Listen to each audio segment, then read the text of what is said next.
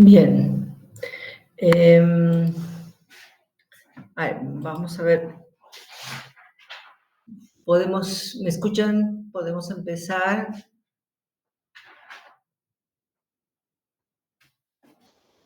Sí, doctora. Perfecto. Bueno, recapitulando la clase anterior, hemos visto una de las disfunciones más frecuentes de la patología tiroidea. Hemos hablado de hipotiroidismo. Y como recuerdan, supongo, espero no estar equivocada, en esa disfunción no es imprescindible tener agrandamiento tiroideo, es decir, no es imprescindible tener voz. Yo voy a hacer ejemplos de eso. Me sacaron toda la tiroidectomía y tengo hipotiroidismo, ¿verdad? Entonces, me irradiaron la glándula, se atrofió y tengo hipotiroidismo. Tengo una enfermedad autoinmune, tiroiditis de Hashimoto, puedo estar en la fase atrófica y tengo hipotiroidismo. Entonces, como acabamos de ver con esos ejemplos, el hipotiroidismo no condiciona la presencia de agrandamiento tiroideo. En el caso que ahora vamos a ver, cambia un poco las cosas. Hoy vamos a revisar esta enfermedad, que es otra disfunción tiroidea. O sea, es una alteración del funcionamiento tiroideo. Y he traído un ejemplo que tiene muchas características. Mujer, joven, con un cuadro clínico que habla de exceso de hormonas tiroideas circulantes, hipertiroxinemia. Entonces siempre tenemos que recordar todas las acciones de la hormona tiroidea, y un exceso de esta va a producir todo este cuadro clínico característico de la causa más frecuente de hipertiroidismo. Mujer de 25 años de edad, pérdida de peso, la mayoría. No quiere decir que pueda haber un par de pacientes, de muchos que pierden peso, un par de pacientes que no pierden peso. No pierden, incluso ganan, porque además tienen hiperfagia, tienen mucho apetito. Entonces, puede superar lo que está haciendo el exceso de hormona tiroides y estos pacientes pueden ganar, pero no es lo más frecuente. Ella no ha modificado su dieta, es decir, no se está cuidando, no ha restringido su plan alimentario y está perdiendo peso a un ritmo 6 kilos en 3 meses. Eso es lo que refiere el paciente. A veces estos pacientes consultan con mucho más kilos de pérdida de peso. Refiere además fatiga fácil a caminatas moderadas que antes no le ocasionaban fatiga. Debilidad muscular, y lo nota cuando tiene que subir a su departamento 3 pisos. Y antes lo hacía muy bien, y ahora siente que no tiene fuerza muscular. Y además lo que percibe es palpitaciones. Nota también que antes tenía una frecuencia de deposiciones 1 cada 2 días, normal, de consistencia normal, no podemos decir que constipada, sino ese era su ritmo de catarsis. Y actualmente hasta 2 veces por día. La familia relata, contribuye en los datos clínicos y dice que notaron en ella cambios de los ojos. Están más saltones, nos dice la familia. Y como único antecedente tenemos esto: la madre tiene enfermedad tiroidea. Probablemente tenga hipotiroidismo porque toma hormona tiroidea y no fue operada. Entonces, Este es un dato que puede ayudar, aunque nosotros no tenemos la causa de este probable hipotiroidismo que tiene la madre, pero probablemente si seguimos interrogando o tenemos estudios previos de ella, o alguna vez el médico le ha dicho, vos tienes una tiroiditis de Hashimoto, a la madre estoy diciendo. Entonces puedo pensar que son entidades emparentadas genéticamente. En la hija está ocasionando este cuadro clínico y la madre probablemente tenga todo lo contrario, pero en el origen etiopatogénico son similares. Una va a determinar fibrosis y en el otro hipotiroidismo, eso es la madre, y probablemente este cuadro clínico se deba con el componente oftálmico, este bocio que estamos viendo difuso se deba a una enfermedad que es la enfermedad de Graves-Basedow, la causa más frecuente de hipertiroidismo. Vamos adelante.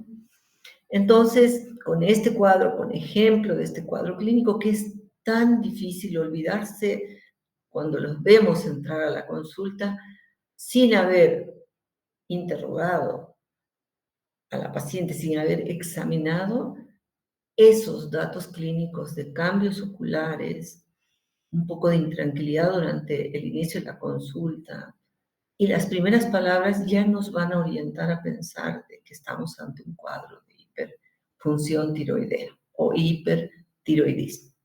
Entonces, como lo definimos, una situación clínica caracterizada por un exceso de la acción de las hormonas tiroideas sobre los diferentes tejidos del organismo. Y nada más que hay que recordar dónde actúan las hormonas tiroideas para entender la cantidad, la clínica exquisita que nos podemos tener para hacer un diagnóstico, incluso sin haber hecho los laboratorios confirmatorios.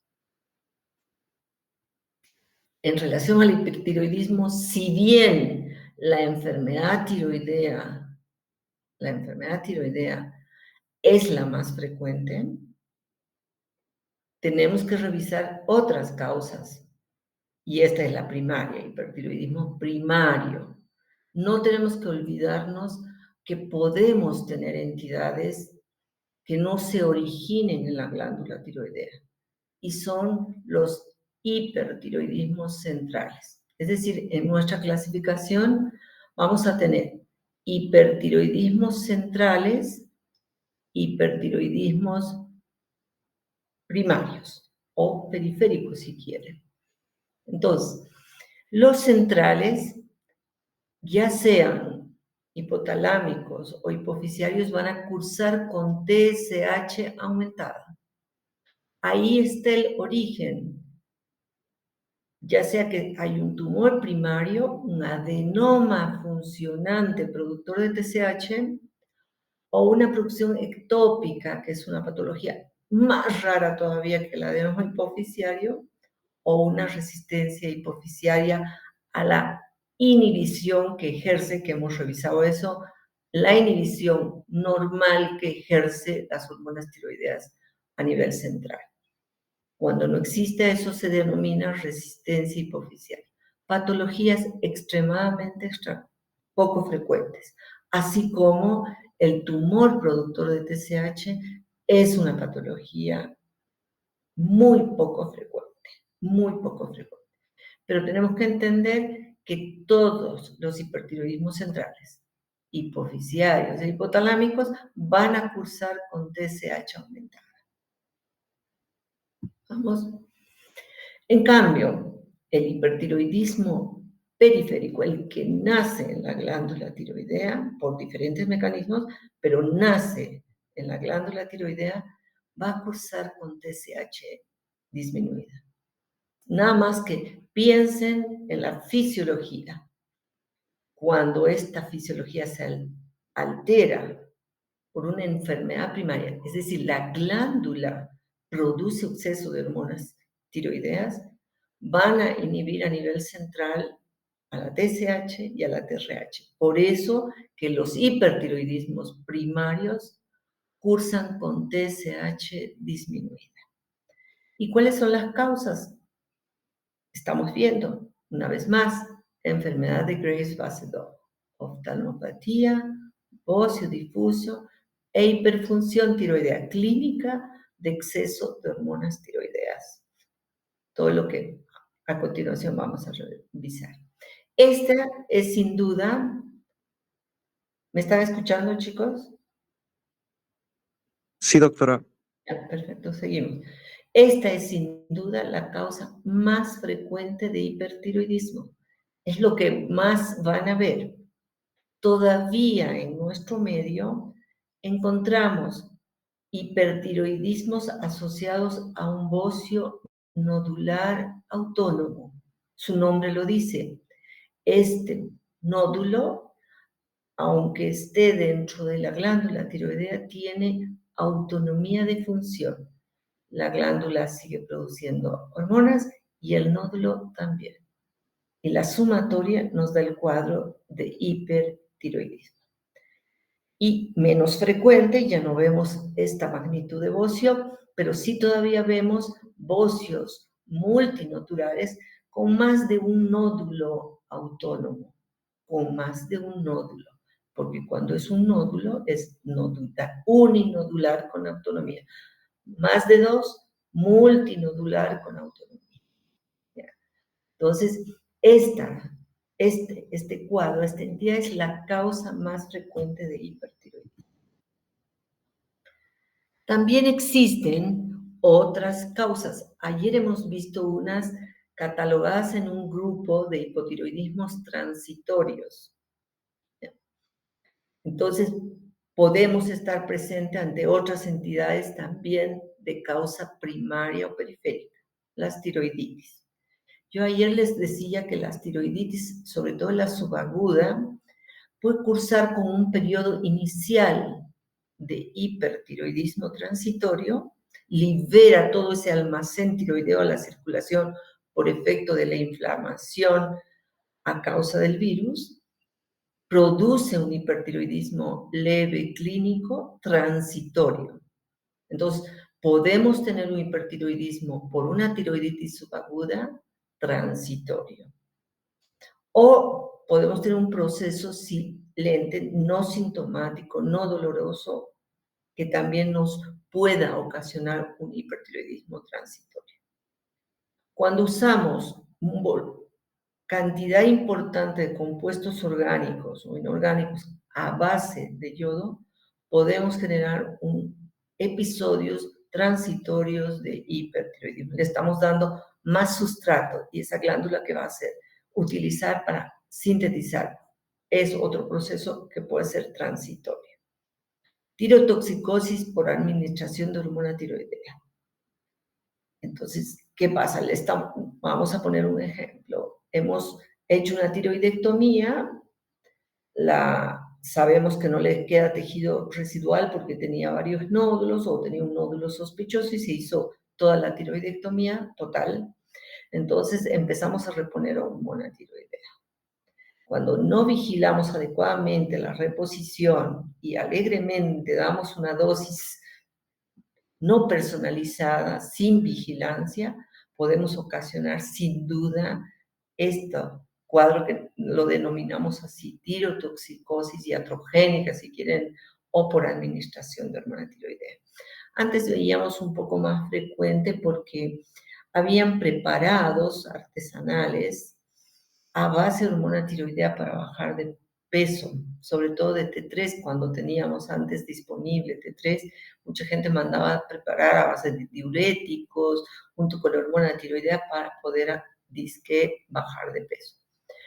Vamos, y otra causa de producción ectópica de hormona tiroidea son mucho más raros.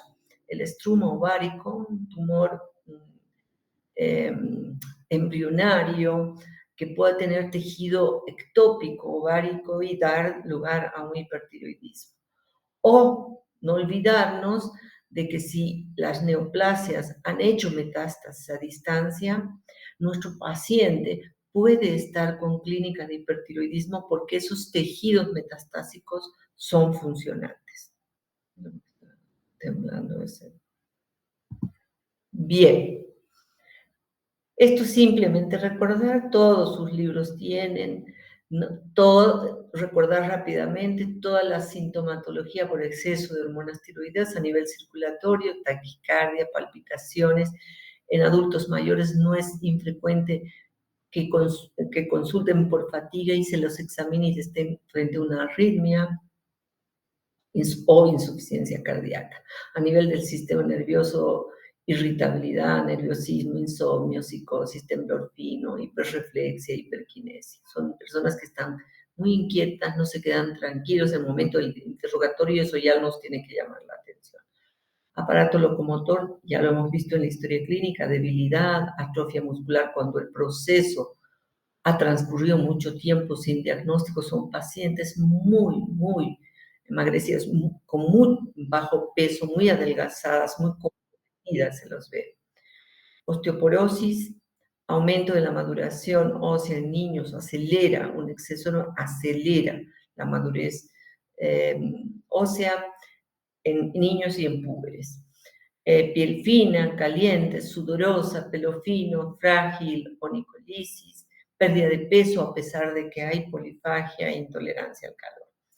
Yo les decía, son pacientes que empiezan a acudir para un diagnóstico cuando empieza el calor, o sea, inicio de la primavera cuando las temperaturas aumentan. Son pacientes que se fatigan mucho, lo pasan muy bien el invierno y llaman la atención porque la pasan el invierno sin abrigarse. Ellos se sienten bien, pero empieza el calor y se fatigan y generalmente es en esta época, hasta enero, febrero, que aparecen para el diagnóstico mucho más pacientes.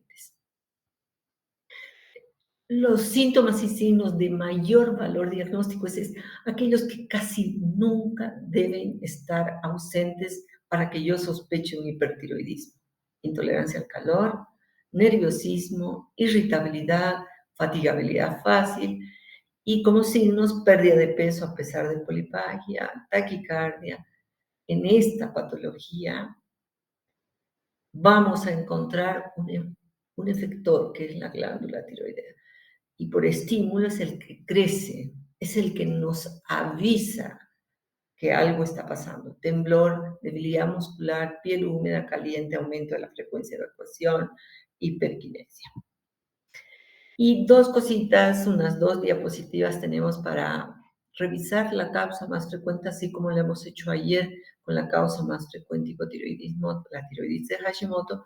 Nos vamos a referir un par de cosas de la enfermedad de Graves-Basedow y ahí está el 80% o un poco más es la causa de un hipertiroidismo. Y otra vez a nuestra clasificación vamos, este es un hipertiroidismo primario, es decir, hipertiroidismo con TSH disminuida. 5 veces más frecuente, aquí me he equivocado, en mujeres que en varones, en la tiroiditis de Hashimoto es 8 a 10 por varón, por cada varón, porque es una patología más prevalente. Esta es en cantidad de casos, sin duda la tiroiditis de Hashimoto es mucho más frecuente versus esta otra entidad autoinmune que ataca la glándula tiroidea. La edad joven, como muchas patologías autoinmunes, lupus, artritis, es una edad de presentación muy frecuente. El origen autoinmune y cuál es aquí, evidentemente aquí no hay una triada, hay un intruso. Este intruso no siempre está presente, no siempre. Esta dermopatía que ven en esta foto parece una piel, se dematiza, se engruesa y decimos como la piel, como la cáscara de la naranja, engrosado y como con fositas. Es la característica, cuando este está presente, pues ya no tenemos la triada, sino esto más, ¿no? Pero lo característico de la enfermedad de Graves-Basedow es esta oftalmopatía, que la llamamos así, oftalmopatía tiroidea. El bocio, los grados no importan, pueden ser de este grado 1A, 1B, 2, este parece un 2 a 3, de 2 a 3, y de lejos ya se ve este bocio. Entonces, es un bocio difuso, todo el cuadro clínico compatible con hiperfunción tiroidea, oftalmopatía tiroidea. Esta es la tríada clásica y a veces dicen no más del 20% está presente, yo diría un poco menos, está presente esta dermopatía y en algunos casos la acropaquia. Estos dedillos en tambor, decimos, ensanchamiento de la falange distal de nuestros dedos. Todo el cuadro clínico característico del hipertiroidismo, el bocio como lo hemos descrito, y cuando es muy grande, grado 2, 3, vamos a encontrar un soplo. Y ahí nos ayudamos del estetoscopio, es la única patología donde utilizamos en el área tiroidea el estetoscopio. Y a veces es tan importante este soplo que con solo poner la mano sobre ese bocio grande, escuchamos fácilmente ese soplo. La oftalmopatía, de la que vamos a hablar dos cositas después, porque tiene un origen similar, es un proceso también autoinmune que ocasiona un edema en la región retroorbitaria y que nos puede dar desde la más leve sintomatología hasta la más severa que ahora van a ver ustedes. Sin embargo, esta oftalmopatía no tiene una evolución paralela a la función tiroidea. Como dice aquí, es una evolución independiente. ¿Qué quiero decir? Que yo empiece el tratamiento con antitiroideos y mi paciente mejora de todo ese cuadro clínico de taquicardia, temblor, hiperreflexia, va a mejorar con el antitiroideo, pero no necesariamente va a mejorar la oftalmopatía. No tienen una evolución. Dice, mejora hipertiroidismo, también mejora la oftalmopatía. No.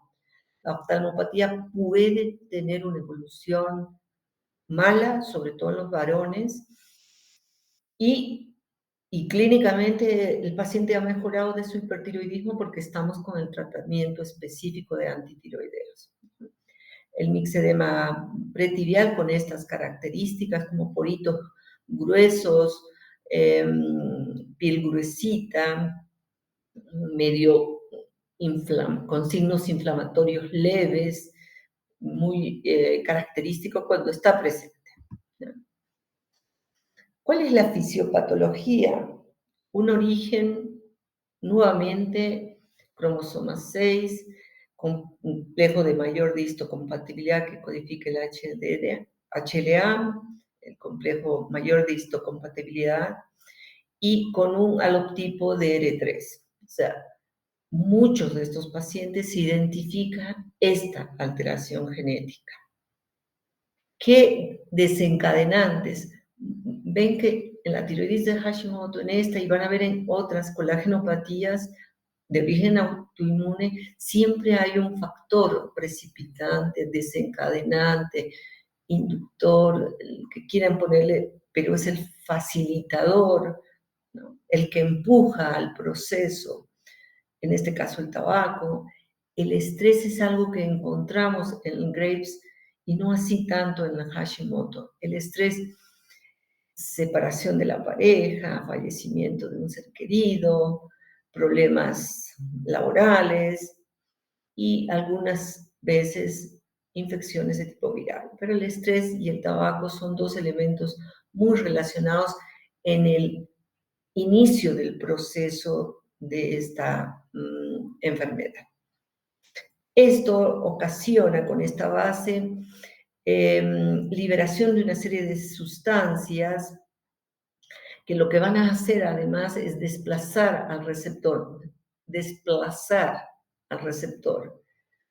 ¿no? No hay más la posibilidad de inhibir, queda desplazado y al haber inmunoglobulinas tiroestimulantes, lo que tenemos es un exceso de producción de hormonas tiroideas, ¿no? Entonces, producción de inmunoglobulinas tiroestimulantes mediados por linfocitos linfocitos B. Y esto es un esquema de eso lo que ocurre. Esto es normal. Esta unión del receptor está normal. Y esto es lo que ocurre en la enfermedad de Graves-Macedón. Esta inmunoglobulina desplaza a este receptor y lo que ocasiona es que la glándula tiroidea tenga una excesiva formación de hormonas tiroideas. Entonces, esto en síntesis es lo que ocasiona. Les decía que el componente oftálmico de la enfermedad de Graves-Basedow tiene un origen similar. En los tejidos retroorbitarios ocurre el mismo proceso inflamatorio que determina edema retroorbitario, y dependiendo de la severidad vamos a tener una serie de signología, con sintomatología también, porque toda esta proptosis lleva a que el paciente tenga problemas de irritación ocular, esté con lagrimeo o epífora constante. Entonces va a depender del grado, la severidad. De ahí que los oftalmólogos clasifican a la oftalmopatía tiroidea en la que no es infiltrativa, es leve, con muy buen pronóstico, y es la que habitualmente puede mejorar al mejorar el hipertiroidismo. En cambio, esta oftalmopatía infiltrativa, aunque el paciente esté mejor de su tirotoxicosis, de su hipertiroidismo, toma un curso diferente y es generalmente muy grave, con posibilidad de pérdida incluso de la visión. Entonces, el curso de una u otra, esto es simplemente para que sepan que no todos hacen una oftalmopatía leve o moderada o severa, y no hay un factor ni de laboratorio ni nada que nos permita decir, a ver, ¿quién va a hacer una oftalmopatía infiltrativa? Al paciente lo vemos directamente, con severas alteraciones o con leves alteraciones que van generalmente de buen curso clínico con el tratamiento. Eso respecto a la causa más frecuente, que es la enfermedad de Graves-Basedow. Otra causa de hipertiroidismo periférico con TSH inhibida, hemos visto que es el bocio multinodular, es la causa más frecuente de hipertiroidismo, y aumenta cuanto más edad tiene la persona. Vemos en adultos mayores esto. ¿Qué factores están implicados? Una serie de factores, ninguno muy claro en la génesis o en la patogenia de esta enfermedad. Presencia de factores de crecimiento local, sustancias bociógenas, consumo de yodo, todo se plantea como posibilidades o coadyuvantes. Sin embargo, no hay una etiopatogenia clara como en la Graves-Basedow. Sabemos que es una enfermedad autoinmune. Hay una serie de agentes que parecen participar en el origen de esta enfermedad. En el nodular tóxico, tercera causa de hipertiroidismo, nódulo tiroideo que trabaja independiente de la glándula, puede ser palpable, visible, el grado depende de cada paciente. De cuánto haya demorado en el diagnóstico es uno de los datos que generalmente pesan el tamaño del nódulo. Laboratorio, hemos dicho, Graves y el multinodular son TSH inhibidas, TSH disminuidas con hormonas elevadas. Ayer lo hicimos con el mixedema, estado extremo de hipotiroidismo. Hoy vamos a hacer con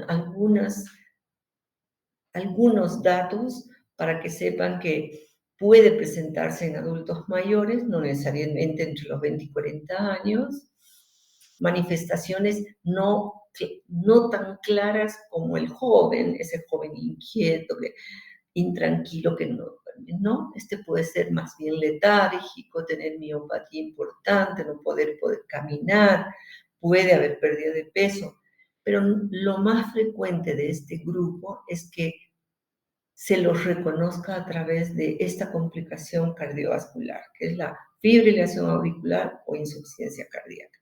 De ahí que, desde el punto de vista cardiológico, todo adulto mayor que ingrese a la emergencia, a una unidad coronaria o a una unidad de terapia intensiva con fibrilación auricular o con insuficiencia cardíaca, se debe hacer un perfil tiroideo para ver si no hay un hipertiroidismo enmascarado en un cuadro que así se denomina hipertiroidismo apático.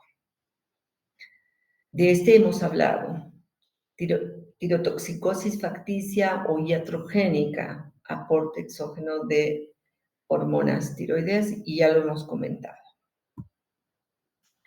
El diagnóstico del hipertiroidismo, por tanto, va a ser fundamental la parte funcional corroborar con este perfil.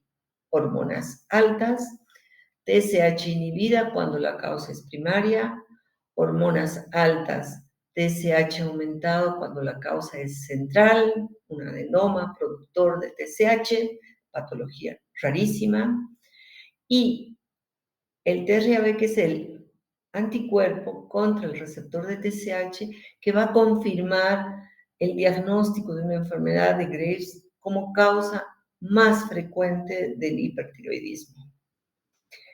Hoy, desde hace más de una década, hemos dejado de solicitar una gamografía tiroidea. Yo puedo solicitar un gamagrama tiroideo usando tecnesio 99, pero lo correcto es usar un yodo, 125 o 131. Cochabamba no tiene un centro de medicina nuclear que utilice como una cámara gamma para el yodo. No tiene. Tiene Santa Cruz, tiene La Paz, y en realidad no necesitamos para enfocar nuestro diagnóstico. Si mi paciente tiene clínica de hipertiroidismo, TSH disminuida, hormonas tiroideas altas, oftalmopatía, mi diagnóstico está hecho, chicos, y TRAB positivo, mi diagnóstico está hecho. Es un hipertiroidismo.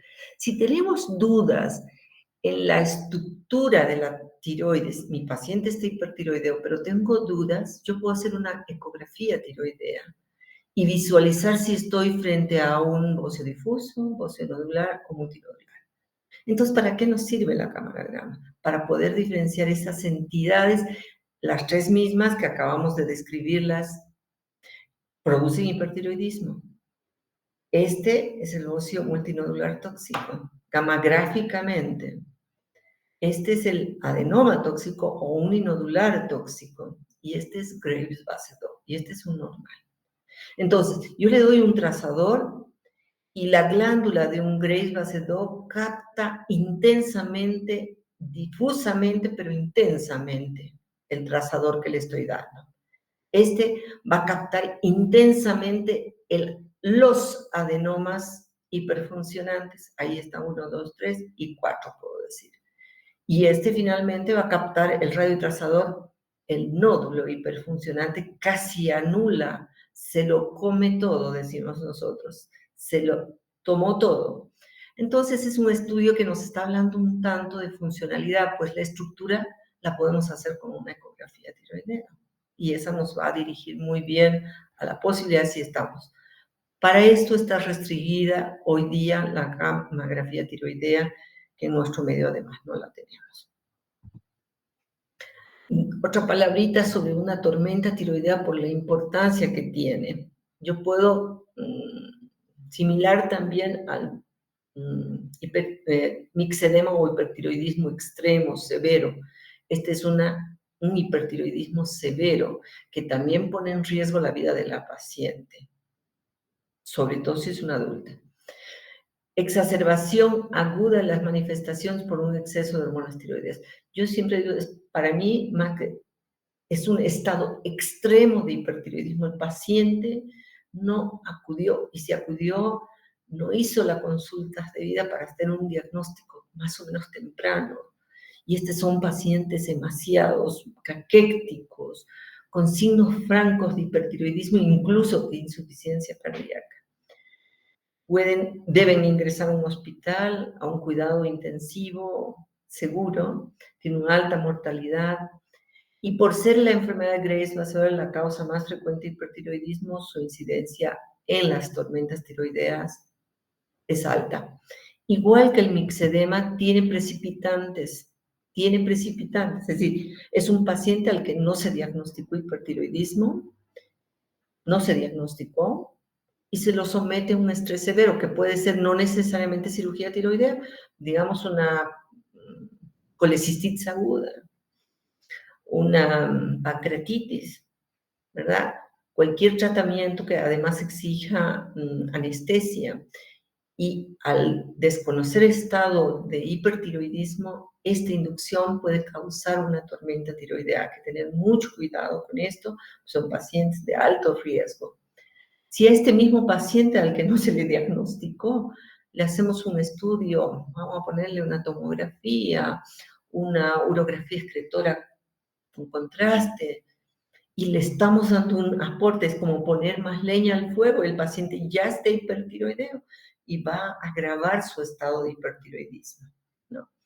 Posparto, los pacientes habitualmente hipertiroideas mejoran durante el parto, no, perdón, durante la gestación, pero inmediatamente posparto este cambio precipita, probablemente el estrés precipita puede precipitar una tormenta tiroidea, o que concomitantemente este paciente con hipertiroidismo no diagnosticado, además ahora tenga una infección grave. Entonces, estos precipitantes pueden determinar un estado severo de hipertiroidismo o tormenta tiroidea. Estos son el cuadro clínico que puede llegar hasta la desorientación y coma. Es una emergencia, por tanto, vamos a tener que internarlo, dar corticoides, antitiroideos, beta bloqueantes, todo lo que sea necesario para disminuir este estado de tiroxinemia tóxica que está generando el cuadro clínico al paciente. ¿Listo? Entonces, un par de apreciaciones a estados de hipertiroidismo no son frecuentes, gracias a Dios, pero que hay que tomarlos en consideración y conocer por lo menos de qué se trata, aunque superficialmente. El hipertiroidismo en general ahora, el tratamiento tiene tres áreas. Un tratamiento médico o farmacológico, como quieran ponerle, porque no solo fármacos, sino medidas generales también hay en este tratamiento.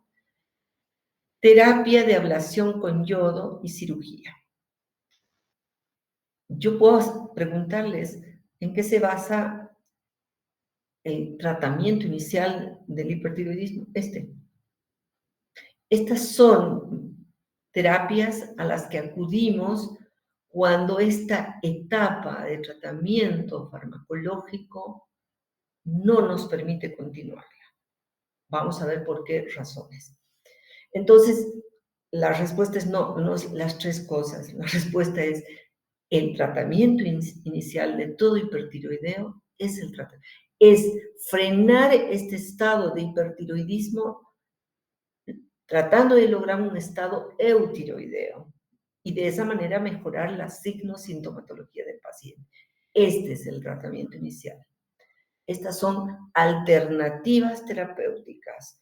Cuando por algún motivo que ahora veremos, no podemos seguir con el tratamiento médico. Tenemos la ablación con yodo, ablación química, un yodo con material radioactivo que va a ir a destruir los folículos. El yodo normal no destruye, es un nutriente, es un formador de hormonas tiroideas. Este es material radioactivo. Y finalmente, ¿en qué casos vamos a considerar la tiroidectomía como un procedimiento que permita tratar el hipertiroidismo? Entonces, el tratamiento médico, vamos a disminuir la producción de hormonas tiroideas. Por un lado, vamos a disminuir producción. Por otro lado, podemos disminuir liberación. ¿Ya? Y, por otro lado, tenemos que esa taquicardia que está llevando a la insuficiencia cardíaca o a la arritmia, tenemos que frenarla para mejorar el cuadro general del paciente. Entonces, en el tratamiento médico tenemos los antitiroideos, tionamidas, todo esto. En nuestro medio dejamos de tener propiltiuracilo, aunque en algunas oportunidades llega sobre todo para hipertiroideas embarazadas, y estamos usando metimazol. Inhibe la síntesis de T4 y T3 al interferir ¿qué? La fase de organización del yodo y la unión MIT y DIT. Y sabemos que estos dos importantes para T3, T4. Una característica adicional que tiene el propiltiuracilo, el PTU, es que además bloquea la conversión periférica. Hemos dicho, para que actúe la T4 debe desyodarse en T3 y la T3 es la que va a llegar a los tejidos. Bueno, el propil tiene esa acción más, además de interferir en la síntesis, impide o bloquea la conversión periférica. Por tanto, con el propil encontramos mejora más rápida de la sintomatología del hipertiroideo. Sin embargo, tiene otras cosas en contra y es la hepatotoxicidad que tiene el producto.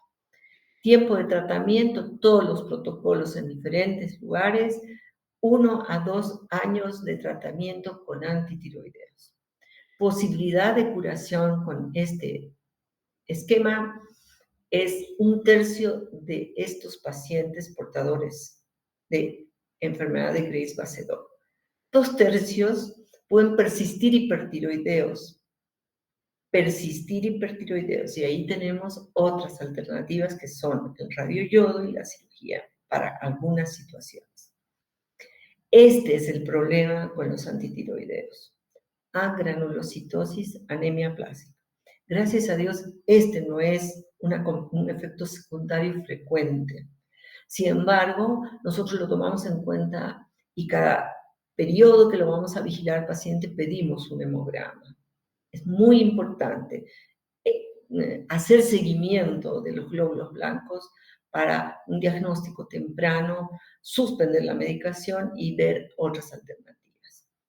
Esto es frecuente, que los pacientes que inician el tratamiento con estos antitiroideos tengan un poco de prurito, lo que hacemos rash, a veces procesos de alergia mucho más importantes, que lo que tenemos que hacer es bajar la dosis e ir ascendiendo paulatinamente y con lo que mejoran.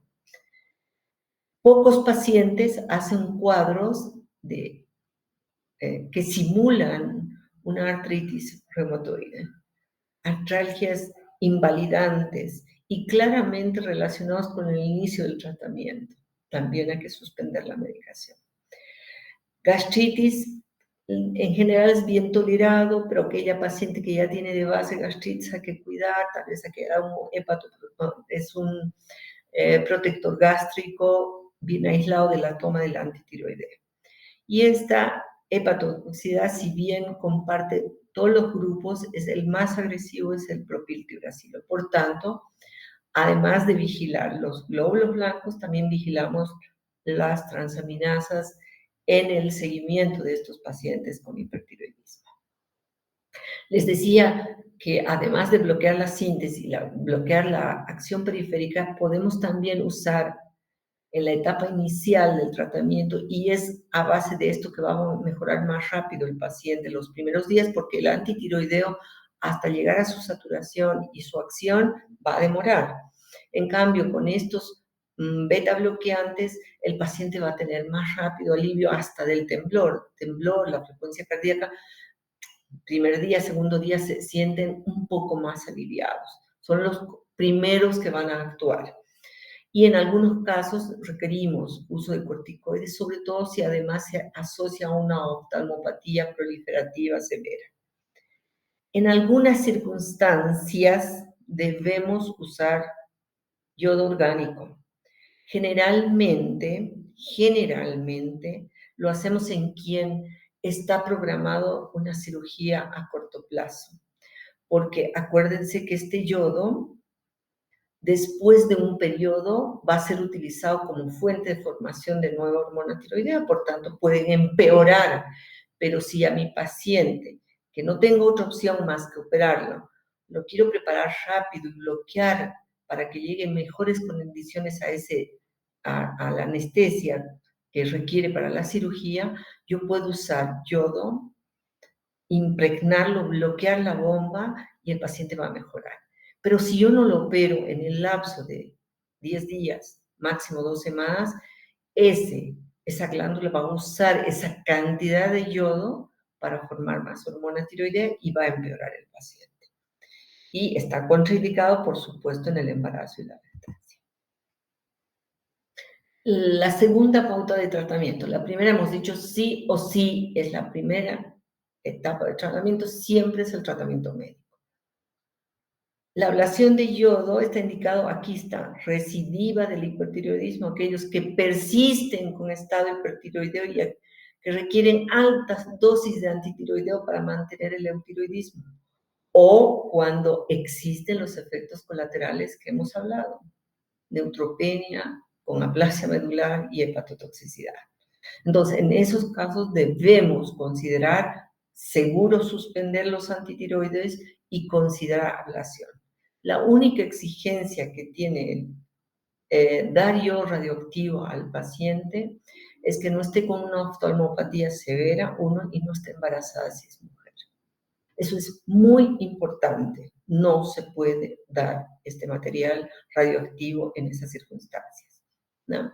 El yodo 131, el radioyodo activo, va a producir una tiroiditis y luego fibrosis y atrofia de la glándula. Y en un porcentaje altísimo, que supera el 90%, mi paciente va a terminar con un hipotiroidismo.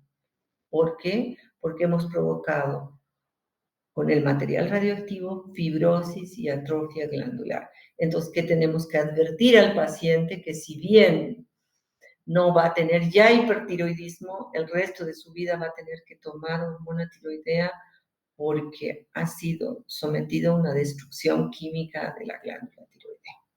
Pero la hormona tiroidea, como han visto ayer, no tiene pues los efectos adversos que pueden tener los antitiroideos. Es una hormona muy noble, dada en la dosis correcta, es muy llevadera, no tengo que vigilar función hepática, glóbulos, no tengo que hacer eso. ¿Ya? Y finalmente, ¿a quién indicar tratamiento quirúrgico? O sea, la cirugía. No es que a todos los hipertiroides vamos a... No, ¿a quién vamos a indicar? Si yo tengo un bocio de gran tamaño, adultos jóvenes con bocio multinodular o un nodular tóxico, estamos eliminando dos enfermedades, los nódulos o el nódulo y el hipertiroidismo. Otra vez vamos a tener que advertir al paciente que probablemente quede con hipotiroidismo si la resección tiroidea es amplia. Hay que decirle al paciente. Cuando fracasa el tratamiento médico y existen efectos colaterales o incumplimiento terapéutico, siempre preferimos yo radioactivo si solo es tema de incumplimiento terapéutico o efecto colateral, preferimos yo radioactivo. También podemos buscando embarazo y el yo radioactivo contraindica 6 meses, antes 6 meses después de considerar el yo radioactivo el embarazo, ¿no? Entonces,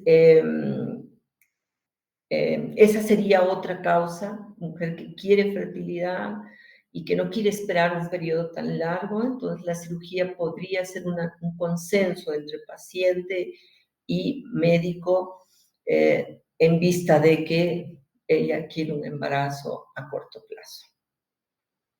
Si nosotros no hacemos la tiroides, en un Graves estoy hablando, no hago la tiroidectomía total y le dejo una pequeña porción, acuérdense que esta pequeña porción también podría ocasionar una recidiva tiroidea, porque el mecanismo ectopatogénico está vigente. Los genes, los HLA de R3 están presentes. Las inmunoglobulinas tiroestimulantes están presentes. Si yo dejo un resto de tejido tiroideo, puede recibir. Por eso es que recomendamos que la tiroidectomía tenga que ser total en estos pacientes con Graves. En los pacientes con nodular tóxico puede extraerse solo la hemitiroides donde está el nódulo, porque es un nódulo único. Y tal vez la hemitiroides que le vamos a dejar sirva suficiente para funcionar y darle las hormonas tiroideas que requiere. Pero cuando yo hago la resección total, hay que advertir al paciente que le vamos a dar hormona tiroidea de por vida. Perfecto, chicos. Eso es el tema de hoy día. Si hay alguna pregunta, mañana terminaríamos con el tema de patología nodular, cáncer tiroideo y nódulo tiroideo, que es que están relacionados, ¿no? Si hay alguna pregunta, estoy acá y vamos, veremos. Doctora, disculpe, sobre los síntomas que mencionó que los pacientes con hipertiroidismo tienen intolerancia a la calor, ¿podemos dar como un tratamiento paliativo? También podemos recomendar al paciente que si hubiera la posibilidad que se vaya a vivir al occidente, donde hay temperaturas más bajas en lo que dura su enfermedad. Interesante tu propuesta, de verdad, interesante tu propuesta. No vamos a dar solución a la enfermedad, vamos a dar un confort y que tal vez no está ahí figurando porque ambiente fresco, buena hidratación son las medidas generales, buena hidratación. Al hipertiroideo tiene que tomar mucho líquido porque pierde a través de la piel mucho, ¿no? Entonces, ambiente fresco, por ahí, no necesariamente trasladarse al occidente, que me parece tan práctica tu posibilidad, pero lo que necesitamos es eso, ¿no? Estoy segura que en 4, 6 semanas, 8 semanas del antitiroideo el paciente se siente mejor. O sea, no hay necesidad que traslade todo, ni él ni toda la familia con él para buscar ese mejor confort y de tolerancia al calor. ¿Ya? Perfecto, doctora. Ya está. No, no se olviden, la hidratación es fundamental. Bajar el estrés, algo que también se les recomienda, porque el estrés parece ser un inductor muy importante. En el hipertiroidismo tenemos ese antecedente. Después de, me separé, después de que falleció, después me despidieron del trabajo. Está ese factor de estrés que es muy importante. ¿Mm? ¿Algo más? Bueno, si no hay, buenas noches. Mañana nos vemos a la misma hora y con eso, área tiroideo, estamos terminando.